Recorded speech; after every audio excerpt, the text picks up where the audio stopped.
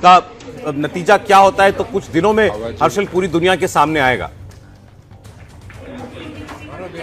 हमारा मानना है नेवर फॉरगेट नेवर फॉरगिव।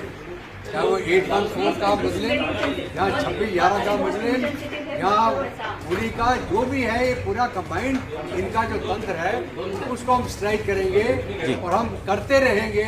जितनी बार आप विरोध करोगे उतनी बार हम मारेंगे आप। वही हर्षल कह रहे हैं। सर हर्षल, आप क्या चाहते हैं, अभी ऐसी और स्ट्राइक्स हों आतंकवादियों के ऊपर?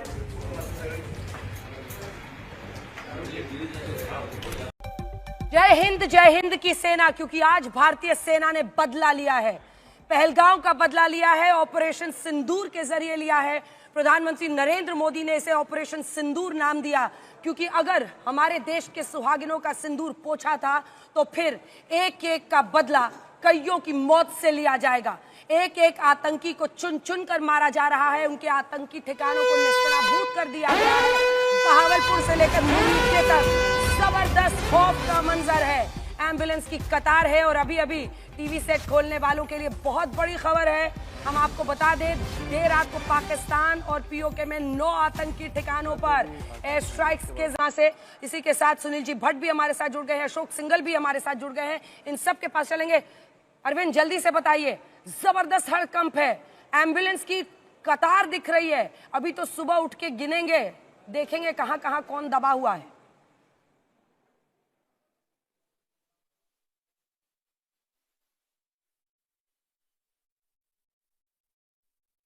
अरविंद, आपकी आवाज नहीं आ रही है, शायद माइक बंद है, एक बार जल्दी से उसको ठीक कीजिए।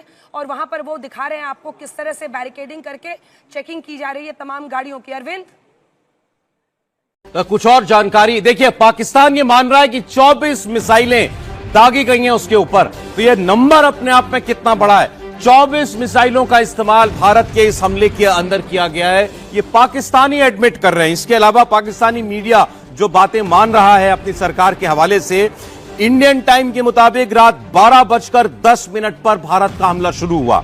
6 जगहों पर स्ट्राइक उनके मुताबिक हुई, हम 9 कह रहे हैं, जिसमें बहावलपुर, मुरीद के कोटली, मुजफ्फराबाद हैं। शहबाज शरीफ ने यानी उनके प्रधानमंत्री ने भारतीय समय के मुताबिक 9:30 पर नेशनल सिक्योरिटी काउंसिल की मीटिंग बुलाई है, यानी अब से 1 घंटे के बाद।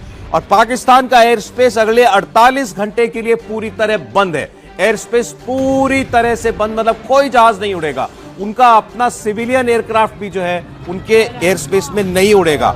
जो भी फ्लाइट्स उड़ाड़ नहीं फेंकेंगे तब तक न नरेंद्र मोदी चैन लेंगे, न हमारी जो सेनाएं हैं वो चैन लेंगी।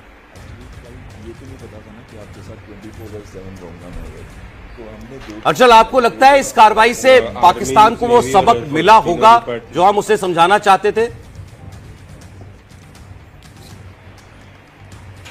नहीं, उन्हें नहीं सबक मिला होगा, क्योंकि पिछले 2 बार भी हमने ऐसे अटैक किया था, फिर भी इन्होंने तीसरी बार अटैक हम पे किया है। तो मैंने जैसे अभी बोला कि इन्हें अटैक करने के लिए छोड़ना ही नहीं चाहिए, सबको खत्म कर देना चाहिए। आपका गुस्सा बिल्कुल जायज है और यकीनन आतंकवादी को तो सांस लेने की इजाजत नहीं होनी चाहिए, लेकिन ये बहुत बड़ी कार्रवाई है। दशकों के बाद इतनी बड़ी कार्रवाई पाकिस्तान में जाकर के भारत की सेना ने की है। अब कौन कहां दबा हुआ है। ऑपरेशन सिंदूर में लश्कर-ए-तैयबा, जैश ए मोहम्मद, हिजबुल मुजाहिदीन, तीनों के ही टेरर कैंप्स को चुन चुन कर निशाना बनाया गया है। 1:44 पर सरकार ने प्रेस रिलीज कर ऑपरेशन सिंदूर की जानकारी दी। 3 तस्वीरें आपके सामने हैं, चाहे लश्कर का अड्डा हो, जैश का, या फिर जो आतंक का मुजफ्फराबाद का अड्डा हो। आतंक के सभी अड्डों पर जबरदस्त राफेल से, स्कैल्प और हैमर मिसाइल से भीषण हमला बोला गया है। और बहावलपुर में जो रफाल विमान के जरिए स्कैल्प मिसाइल और हैमर मिसाइल से जबरदस्त हमले किए गए हैं, जिसमें सबसे पहले आप मुरीद के का लश्कर का हेडक्वार्टर देख रहे हैं, जमींदोज हो चुका है। वैसे ही बहावलपुर हो या फिर हिजबुल का जो आतंकी ठिकाना है, एक एक करके हमने हर जगह पर जबरदस्त। ये देखिए बहावलपुर की तस्वीर हम आपको दिखा रहे हैं, छत जमीन में मिल चुकी है। यानी आपको ये भी बता दें कि काउंटडाउन शुरू हो गया है। ठीक 1 घंटे बाद सेना की तरफ से एक बड़ी प्रेस कॉन्फ्रेंस की जाएगी और भारतीय सेना ने एयर स्ट्राइक्स कर भारत की बेटियों का सिंदूर छीनने वाले आतंकियों से बदला लिया है, उनके आकाओं से बदला लिया है। बड़ी खबर है, भारत ने देर रात ऑपरेशन सिंदूर के तहत पहलगांव आतंकी हमले का एक तरह से इंतकाम लिया है। एयर स्ट्राइक में 80 से 90 आतंकियों के मारे जाने की अभी तक खबर आई है। अभी तो सुबह हो रही है, निकाल के इस तबाही के मंजर से गिनेंगे कौन कौन मरा, कहां मरा। प्रतिबंधित आतंकी संगठन है जैश, उसके हेडक्वार्टर्स, मुरीदके में लश्कर, इन सब को निशाना बनाया गया है। और सटीक जगह, प्रिसिशन अटैक, सिर्फ आतंकी ठिकाना। आइए सबसे पहले आपको लिए चलते हैं अरविंद ओझा, हमारे सहयोगी इस वक्त हमारे साथ लगातार जुड़े हुए हैं। अरविंद, ये प्रिसिशन अटैक बताता है, हमारे साथ शरद हमारे सहयोगी भी जुड़ गए इस वक्त। नीति वो कैंसिल कर दी गई है और लेफ्टिनेंट जनरल आसिम मलिक यानी इनके ISI चीफ, इन्होंने अमेरिकी विदेश मंत्री से फोन पर बात की है सुबह 3:40 पर। यह पाकिस्तान मीडिया जो है वो रिपोर्ट कर रहा है। संजय लेले पहलगाम में आतंकवादियों ने उनकी हत्या कर दी थी, तो हर्षल लेले के, आपको याद होगा, उनके सामने ही आतंकवादियों ने उनके पिता की हत्या की। जी हाँ, हर्षल हमारे साथ इस वक्त मौजूद हैं, उन्होंने अपने पिता को खोया था। हर्षल, क्या कहेंगे आप भारतीय सेना की इस कार्रवाई पर? खुश हूँ, जो कुछ भी देखा मैंने कल रात को ही देखा था ये सब। तो मैं सिर्फ इतना बोलना चाहूँगा कि ये जो अटैक है ये इकलौता अटैक नहीं होना चाहिए, ऐसे कंटिन्यू अटैक होने चाहिए जब तक जड़ से उखाड़ नहीं दिया जाता इस सब को। आपकी बात बिल्कुल ठीक है, क्योंकि यहाँ जितने भी एक्सपर्ट्स हैं उनका और सरकार के जो प्रतिनिधियों सबका ये कहना है कि ये सिर्फ एक शुरुआत है, जब तक आतंकवाद को जड़ से उखाड़। जी, और होने चाहिए जब तक ये पूरी तरीके से खत्म नहीं हो जाते सब, और अटैक होने चाहिए।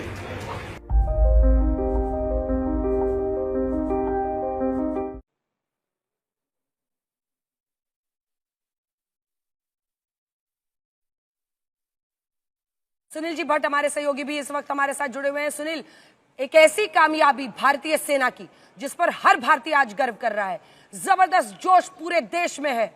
हाउस द जोश अगर पूछेगा तो देश का हर नागरिक उठ खड़ा होगा, हाई सर बोलेगा। और उसी जोश के साथ भारतीय सेना ने प्रिसिशन अटैक्स में कोई भी रिहायशी इलाका नहीं, सिर्फ और सिर्फ आतंक के ठिकाने, हेडक्वार्टर्स। सुनील जी भट्ट।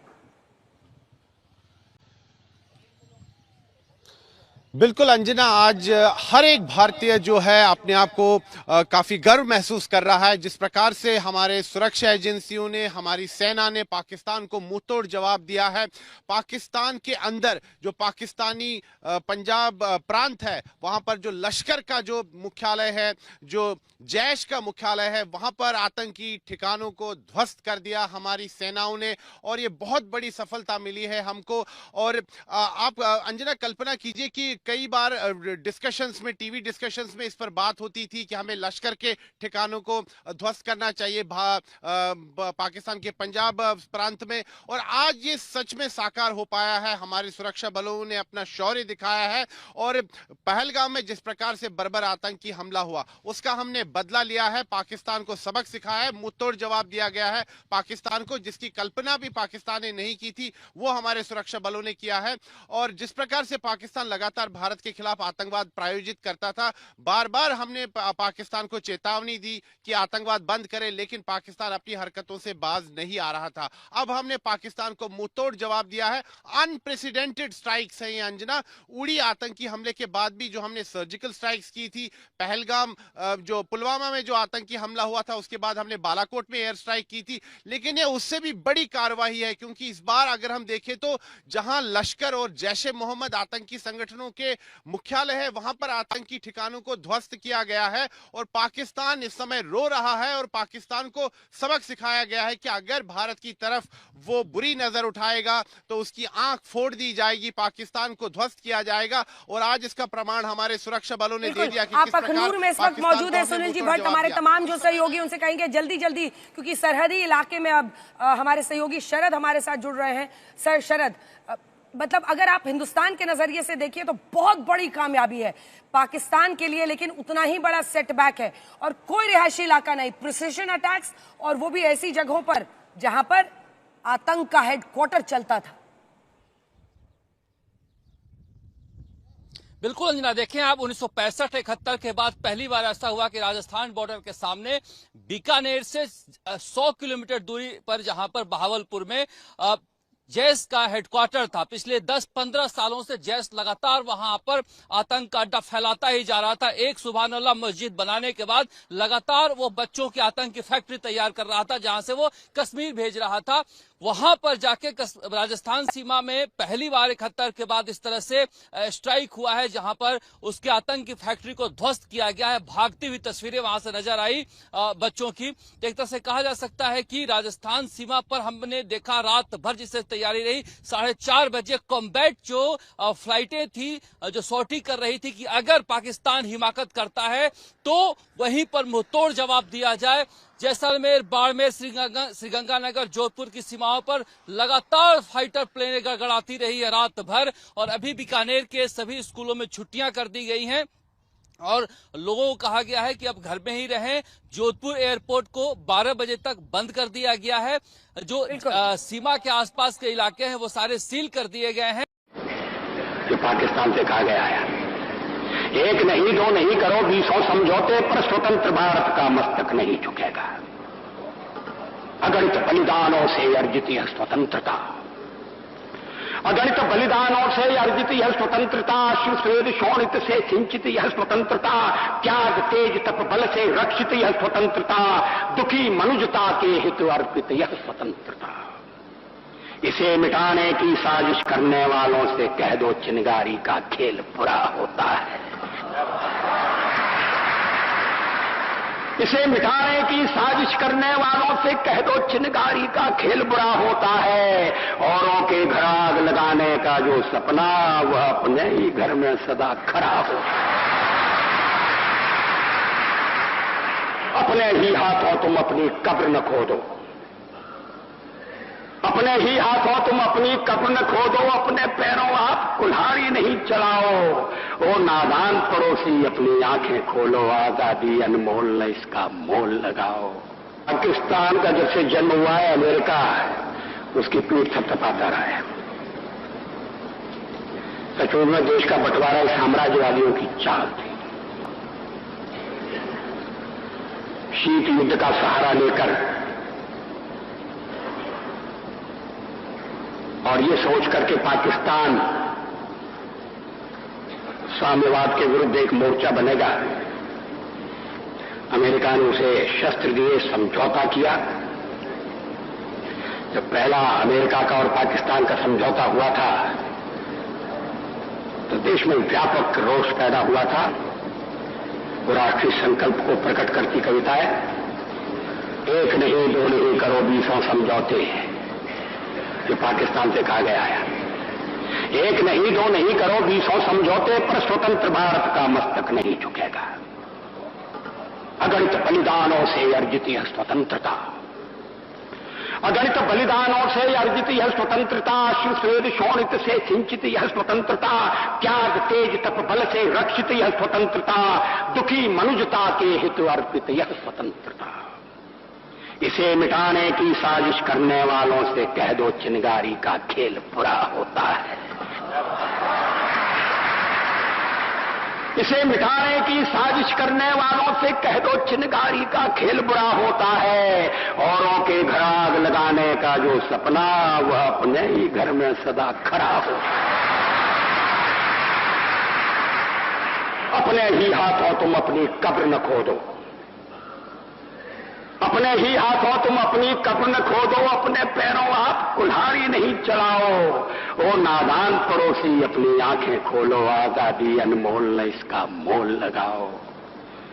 पर तुम क्या जानो आजादी क्या होती है, पर तुम क्या जानो आजादी क्या होती है। तुम्हें मुफ्त में मिली न कीमत गई चुकाई, अंग्रेजों के बल पर 2 टुकड़े पाए हैं, मां को खंडित करते तुमको लाज ना आई। अमेरिकी शस्त्रों से अपनी आजादी को दुनिया में कायम रख लोगे यह मत समझो। अमेरिकी शस्त्रों से अपनी आजादी को दुनिया में कायम रख लोगे यह मत समझो। 10-20 अरब डॉलर लेकर आने वाली बर्बादी से तुम बच लोगे ये मत समझो। धमकी जिहाद के नारों से, हथियारों से कश्मीर कभी हथिया लोगे ये मत समझो, हमलों से, अत्याचारों से, संहारों से भारत का शीश झुका लोगे ये मत समझो। अमेरिकी शस्त्रों से अपनी आजादी को दुनिया में कायम रख लोगे ये मत समझो। 10-20 अरब डॉलर लेकर आने वाली बर्बादी से तुम बच लोगे ये मत समझो।